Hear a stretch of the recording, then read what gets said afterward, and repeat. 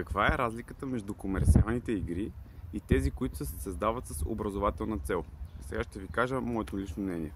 Първо, комерциалните игри много често се търси те да бъдат продаваеми, да се изкарват пари от тях. И затова много често фирмите, които са в България, понеже нямат много опит в създаването, търсят продукти от чужбина, които са популярни, които има търсене за тях, превеждат ги и съответно ги пускат на българския пазар с цел да реализират печалба.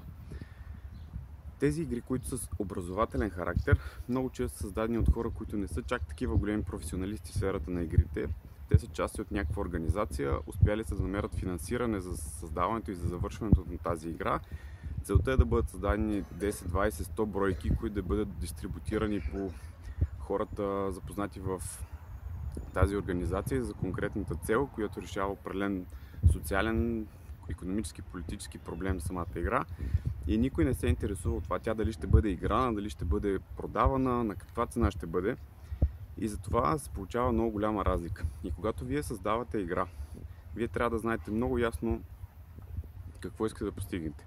Ако искате комерциален успех и да си изкарвате средствата от нея чрез продажби, вие трябва да мислите по комерциалния начин, т.е. да виждате това, което хората търсят и съответно да създадете такова търсене на най-добрата възможна цена, създавайки по-голяма наличност и така нататък.